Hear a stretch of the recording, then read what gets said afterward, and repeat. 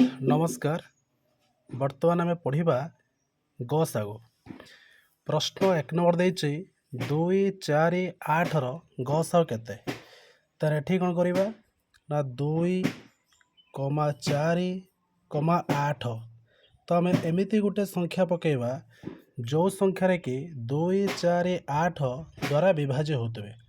देखो 2 4 8 होची 2 द्वारा विभाज्य संख्या। तो एठी ताले कोन करबा ना आम 2 पकेबा।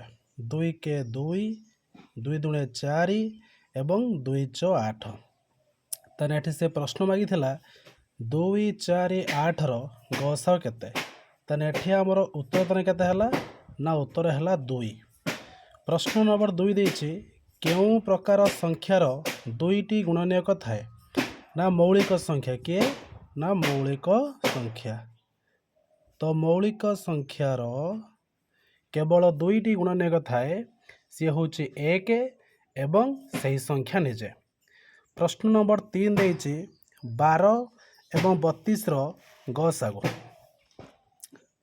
12 32 एठी कोन करिबा ना भाग क्रिया सहायरे गसागु मध्य निर्णय करि परिबा। तो 12 के 12 12 दुने 24 12 3 होचे 36। तने एठी हम 12 3 पके परिबा नाही। ने 12 दुने कते हला ना 12 दुने होचे 24। 1 10 आला 12 रु 4 गला 8 पुणी एठी तुने कते अछि ना 12 अछि। 8 के 8 12 रु गला 8 जे 4 एठी पुणी कते अछि ना एठी हला 8 4 दुने 8। तने एठी हमर गसा केते हला ना गसागु होची 4। एबे आसला 4 नंबर 8 16 24 रो गसा केते। तो 8 16 24। तो एमाने सब होचंते युग्म संख्या 2 द्वारा विभाज्य।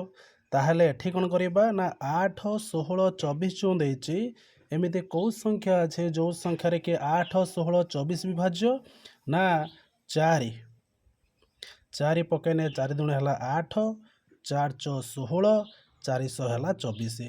पुणी केते आसला 2 4 6 आसला 2 4 6 टा कहा द्वारा विभाज्य ना 2 द्वारा विभाज्य। 2 पकेने 2 के 2 2 दुणे 4 2 3 होची 6। ताने एठी हमर गसा केते 4 आउ जो 2 जो देछि दुईटा संख्या को एठी हम गुणी दबा। तो 2 गुणन 4 2 च हला 8 होची गसागु। 5 नंबर 2 एवं 3 लो गसागु केते। 2 आउ 3 होची परस्पर दुईटी मौलिक संख्या। तेणु 2 गोटे मौलिक संख्या 3 गोटे मौलिक संख्या। ताहले एमानंकर गसा केते आसीबो ना 1 आसीबो। परस्पर मौलिक संख्यार गसा केते। परस्पर मौलिक संख्यार गसागु होची 1। प्रश्न नंबर 7 13 और 7 रो गसागु निर्णय कर। 13 गोटे होची मौलिक संख्या 7 मध्य मौलिक संख्या। तेबे दुईटी मौलिक संख्यार गसागु जेहेतु मागिची ताहले एठी केते आसीबो ना 1 आसीबो। केना 13 गोटे मौलिक संख्या 13 रो होची दुईटी गुणनीयक 1 और 13। 7 मध्य गोटे मौलिक संख्या तार मध्य दुईटी गुणनीयक होची 1 एवं 7। ताहले 13 एवं 7 रो गसागु होची केते ना 1। नमस्कार। जय जगन्नाथ।